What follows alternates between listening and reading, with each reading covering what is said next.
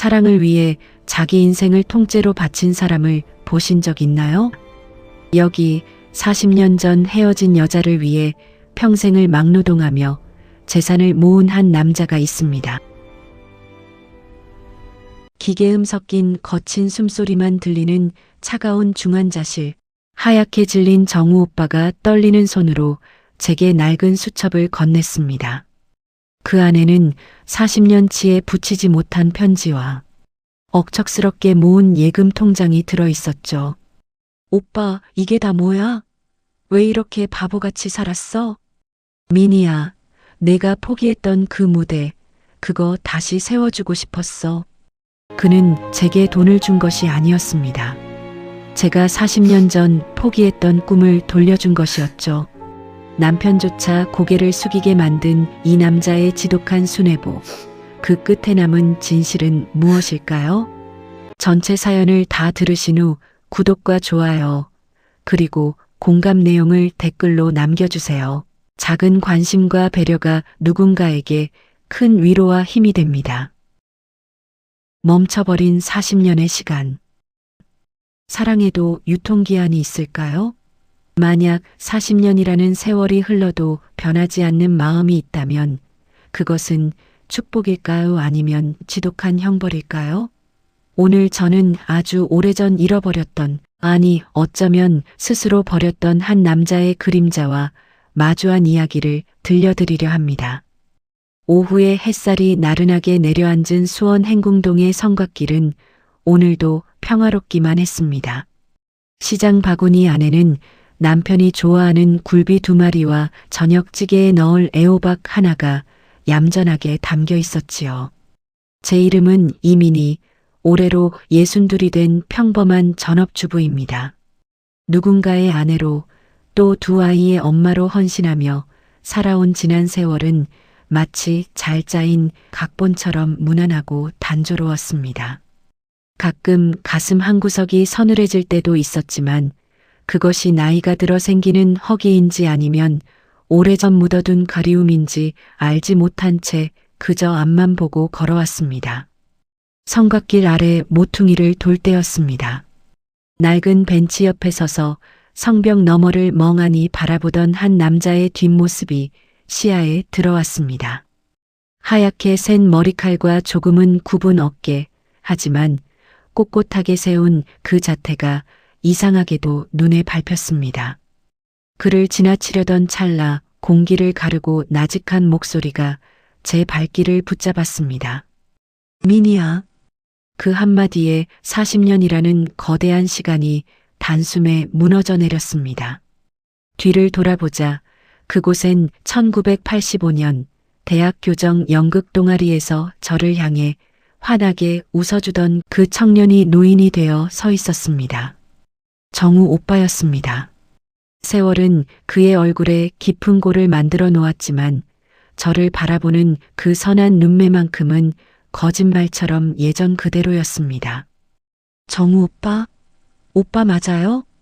떨리는 제 목소리에 정우 오빠는 희미한 미소를 지어 보였습니다.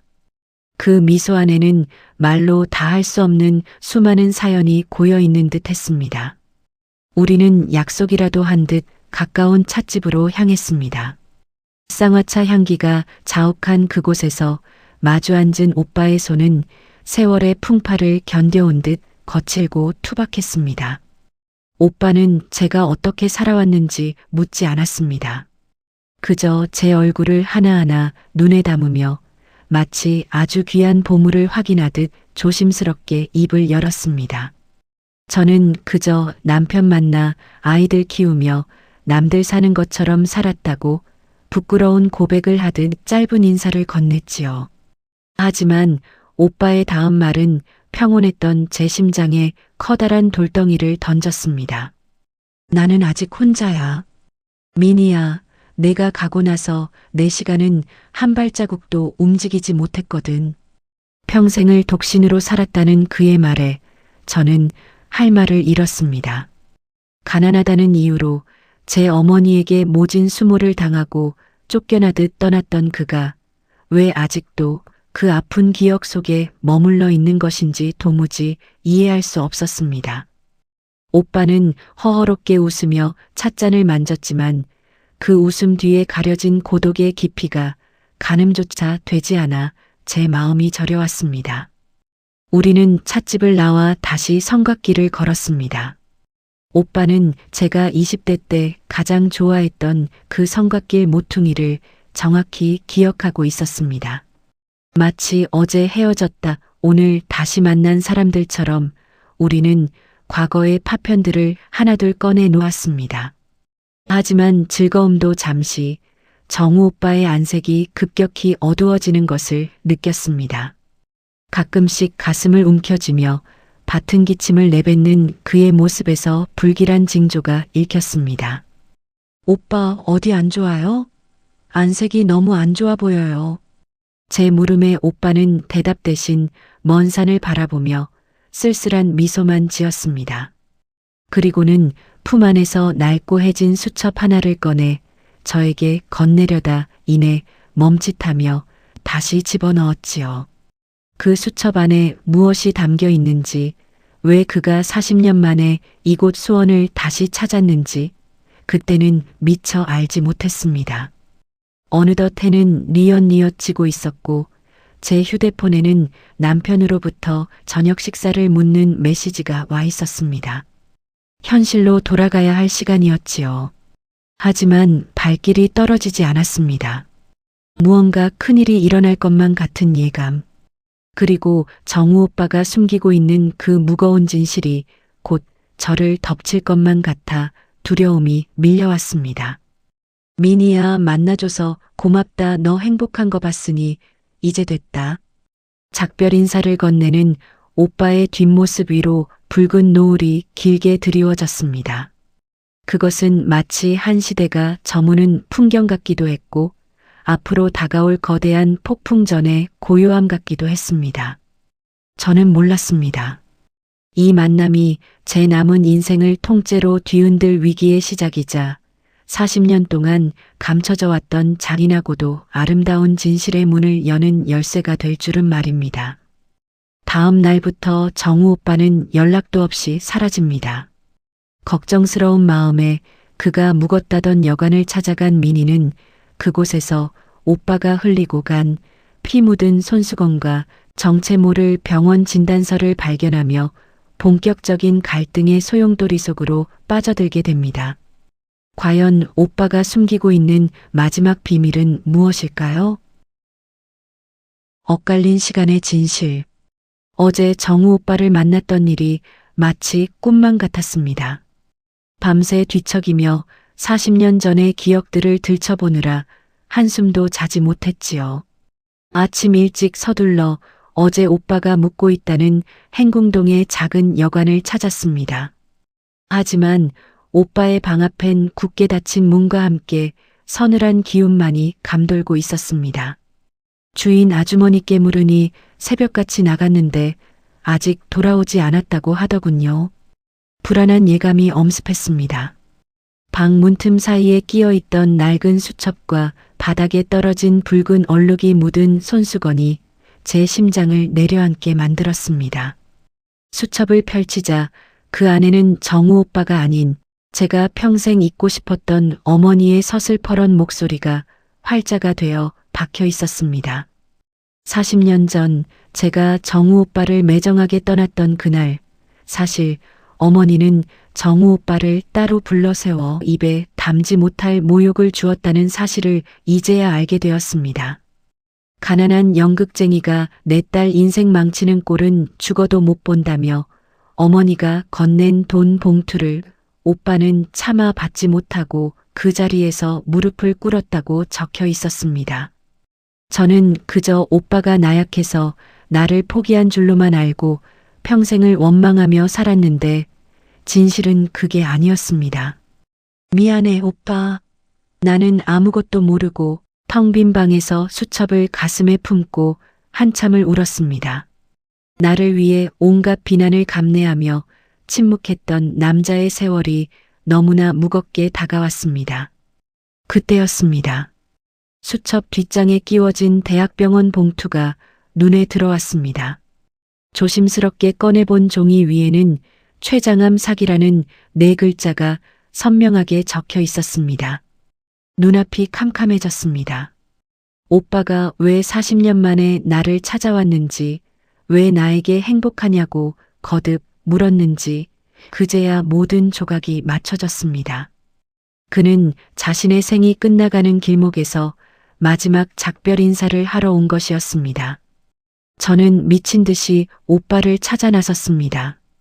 우리가 함께 걸었던 성곽길, 자주 가던 학교 앞 낡은 서점 자리, 그리고 40년 전 마지막 공연을 올렸던 소극장 턱까지 샅샅이 뒤졌습니다. 하지만 어디에도 그의 모습은 보이지 않았습니다. 다리는 떨리고 숨은 턱 끝까지 차올랐습니다. 저녁 노을이 붉게 물들기 시작할 무렵 저는 남편의 전화를 받았습니다. 민희야, 왜 이렇게 안 들어와? 저녁 먹어야지. 남편의 다정한 목소리가 들려오자 갑자기 무서운 현실감이 저를 덮쳤습니다. 나는 이미 다른 사람의 아내이고 내게는 지켜야 할 가정이 있다는 사실이 커다란 장애물이 되어 앞을 가로막았습니다. 오빠를 찾아야 한다는 간절함과 가족에 대한 죄책감 사이에서 제 마음은 갈기갈기 찢어지는 것 같았습니다. 하지만 이대로 오빠를 보내줄 수는 없었습니다. 그가 평생 짊어지고 온 오해를 풀어주지 못한다면 제 남은 삶도 지옥이 될 것 같았거든요. 발등에 불이 떨어진 것처럼 마음이 급해졌습니다. 서둘러 남편에게는 친구 일이라 둘러대고 다시 어둠이 깔린 행궁동 거리를 헤맸습니다. 길가에 핀 낙엽들이 바람에 굴러가는 소리가 마치 정우 오빠의 기침 소리처럼 들려 환청에 시달릴 지경이었습니다. 오빠 어디 있어요? 제발 아직 가면 안 돼요.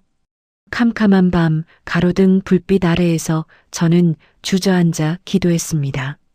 부디 오빠를 한 번만 더 만나게 해달라고, 그 모진 세월에 대해 사과할 기회를 달라고 말이죠.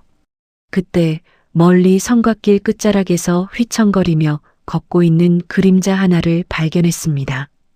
틀림없는 정우 오빠였습니다. 그러나 안도하는 순간도 잠시 오빠는 성벽을 짚으며 중심을 잃더니 그대로 차가운 바닥으로 쓰러지고 말았습니다. 제 비명이 정적을 깨뜨렸고 이제 이야기는 되돌릴 수 없는 위기의 정점으로 치닫기 시작했습니다. 쓰러진 정우를 발견한 민희는 급히 구급차를 부르지만 의식을 잃어가는 정우는 민희의 손을 꼭 잡고 마지막 힘을 다해 무언가를 말하려 합니다. 한편 민희의 남편은 아내의 계속되는 거짓말에 의구심을 품고 직접 그녀를 찾아 나서며 긴장감은 극에 달하게 됩니다. 절벽 끝에서 마주한 운명. 사랑하는 사람의 마지막을 지켜봐야 한다는 것, 그것만큼 인간에게 잔인한 형벌이 또 있을까요? 쓰러진 정우 오빠의 차가운 손을 잡은 순간 제 머릿속엔 오직 오빠를 살려야 한다는 생각뿐이었습니다. 하지만 세상은 마치 우리를 방해하기로 작정한 것처럼 가혹하기만 했습니다. 어둠이 짙게 깔린 수원 화성 성곽길 위에서 저는 정신없이 구급차를 불렀습니다. 오빠의 호흡은 마치 금방이라도 꺼질 것 같은 촛불처럼 위태로웠지요. 하얗게 질린 오빠의 얼굴을 가슴에 안고 저는 울부짖었습니다. 그때였습니다. 제 주머니 속 휴대폰이 요란하게 울리기 시작했습니다. 남편이었습니다. 민희야, 너 지금 어디야? 친구 일이라더니 왜 이렇게 늦어? 너 지금 성곽길에 있는 거 아니야? 남편의 목소리에는 서늘한 의심과 걱정이 뒤섞여 있었습니다. 저는 대답할 겨를도 없이 전화를 끊어버렸습니다. 지금 제 눈앞에는 40년 동안 저를 가슴에 묻고 죽음의 문턱까지 온 남자가 쓰러져 있었습니다. 가정과 첫사랑, 현재와 과거가 정면으로 충돌하는 이 비참한 순간에 제가 할 수 있는 것은 아무것도 없었습니다. 응급실 복도는 차가운 소독약 냄새와 기계적인 소음으로 가득했습니다. 수술실 불이 켜지고 저는 넋이 나간 사람처럼 복도 의자에 주저앉았습니다. 오빠가 췌장암 말기라는 사실을 알게 된 이상 이 수술이 그를 완치시켜줄 리 없다는 것을 잘 알았습니다. 단지 그에게 허락된 마지막 시간을 조금이라도 늦춰달라는 간절한 기도뿐이었지요. 그런데 그때 복도 끝에서 낯익은 구둣발 소리가 들려왔습니다. 남편이었습니다. 제 위치 추적이라도 한 것인지 아니면 운명의 장난인지 남편은 땀에 젖은 얼굴로 제 앞에 나타났습니다. 이민희, 여기서 뭐 하는 거야? 이 사람이 도대체 누구길래 내 옷에 피까지 묻히고 이러고 있어? 남편의 고함에 병원 사람들의 시선이 우리에게 쏠렸습니다. 저는 아무 말도 할 수 없었습니다. 40년 전 어머니가 반대했던 가난한 연극쟁이가 제 첫사랑이었다고, 그가 나를 보러 왔다가 죽어간다고 어떻게 설명할 수 있을까요? 남편은 분노와 배신감으로 파르르 떨고 있었습니다. 평생을 헌신적인 아내로 살아온 저의 믿음이 한순간에 무너져 내리는 순간이었습니다. 그때 의사가 나왔습니다. 환자의 의식이 잠깐 돌아왔으니 가족이면 들어가 보라고 하더군요. 저는 남편의 눈초리를 뒤로하고 진료실 안으로 뛰어들어갔습니다. 산소 마스크를 쓴 채 가쁘게 숨을 몰아쉬던 정우 오빠가 제 손을 꼭 잡았습니다. 민희야, 미안하다. 끝까지 너한테 짐만 되는구나. 오빠의 목소리는 갈라지고 힘이 없었습니다. 오빠는 바르르 떨리는 손으로 제게 수첩을 다시 건넸습니다. 이거 내 거야. 꼭 읽어봐야 해. 저는 오빠의 손을 붙잡고 목 놓아 울었습니다. 하지만 의사는 고개를 저으며 조용히 고지를 했습니다. 오늘 밤을 넘기기 힘들 것 같다고 말이죠. 남편은 병실 밖에서 그 광경을 모두 지켜보고 있었습니다. 절망적인 상황이었습니다. 오빠는 죽어가고 있고 제 가정은 파탄이 날 위기에 처했습니다.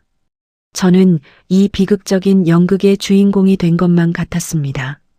도대체 왜 신은 우리에게 이런 가혹한 마지막을 허락하신 걸까요?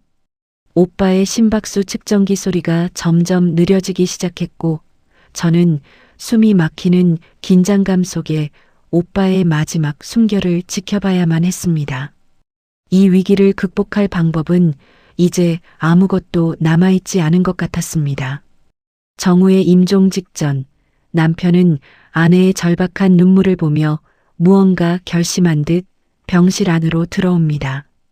그리고 정우가 남긴 수첩 속에는 민희뿐만 아니라 남편조차 예상치 못한 놀라운 반전과 마지막 선물이 숨겨져 있습니다. 반전의 유산. 가장 어두운 밤이 지나야 새벽이 온다고들 하지요. 하지만 제 인생의 가장 어두운 밤은 정우 오빠의 심장 박동 소리가 잦아들던 그 병실 안이었습니다.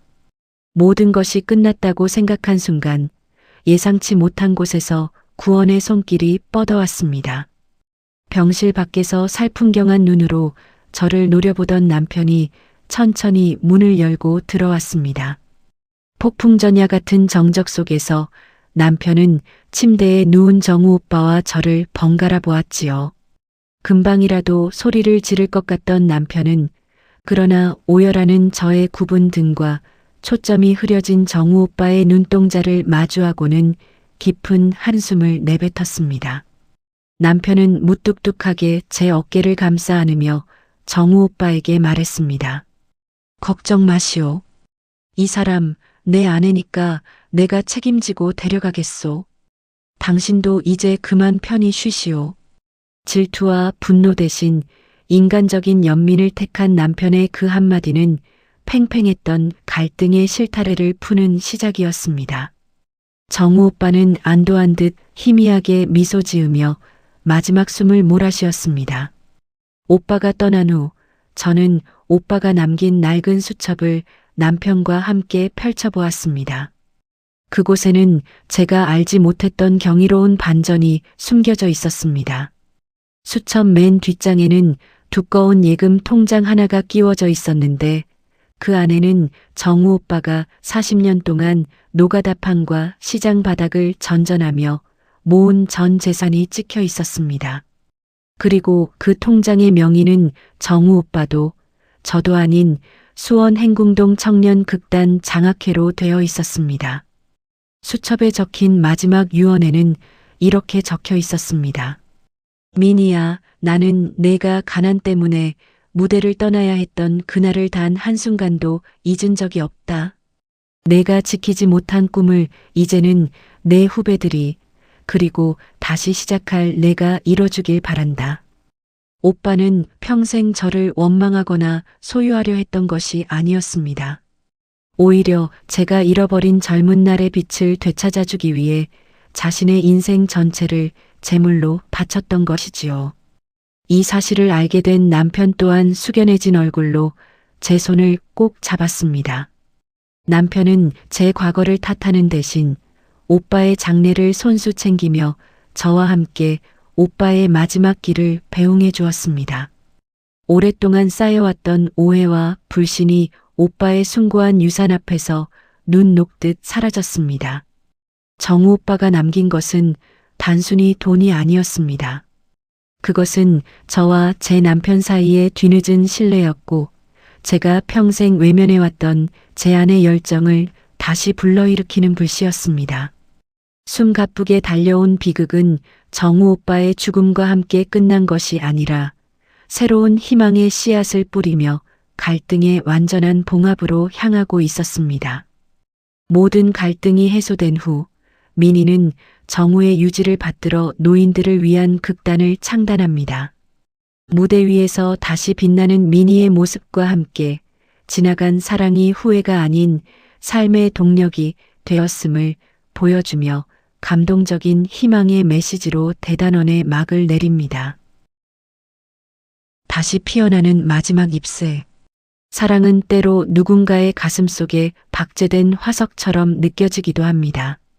하지만 진정으로 깊은 사랑은 박제가 아니라 남겨진 사람의 삶을 움직이게 하는 거대한 동력이 됩니다.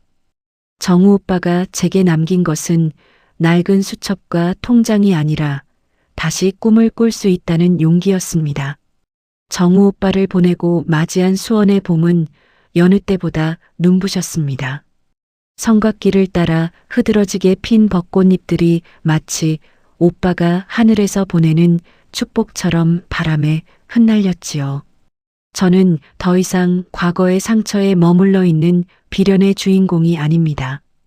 오빠의 유지를 받들어 행궁동 작은 골목에 마지막 잎새 놓인 극단이라는 작은 간판을 올렸습니다. 가난 때문에 혹은 자식들 뒷바라지하느라 가슴속에만 품어왔던 노인들의 꿈을 무대 위에서 펼쳐 보일 공간입니다. 첫 공연 날 분장실 거울 앞에 앉은 제 모습은 무척이나 낯설고도 설렜습니다. 깊게 펜 주름 사이로 분칠을 하며 저는 40년 전 연극 연습실에서 빛나던 제 눈동자를 다시 발견했습니다. 그때 대기실 문이 열리고 남편이 커다란 꽃바구니를 들고 들어왔습니다.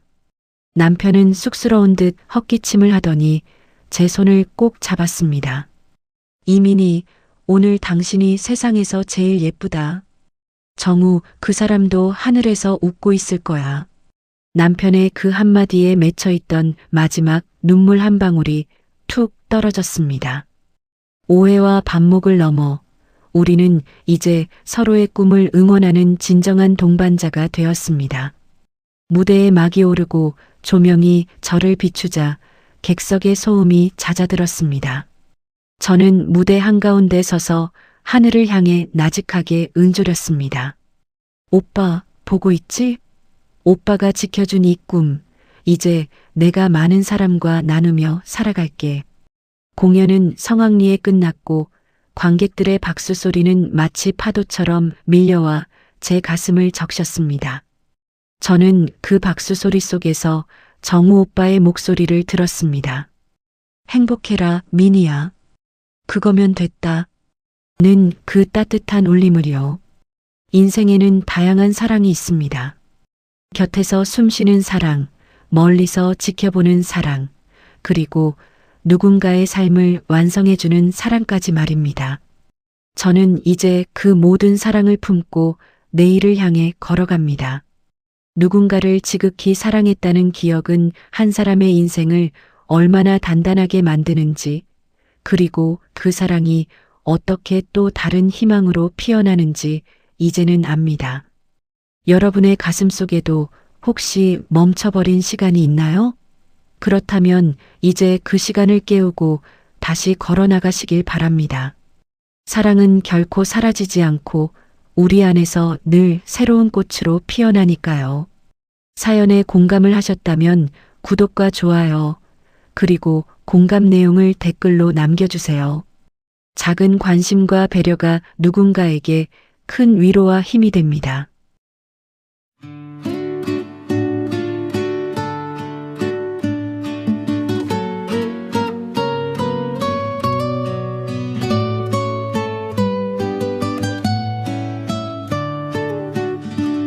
먼지 쌓인 성곽길 모퉁이 돌아가면 잊은 줄 알았던 목소리 나를 부르네.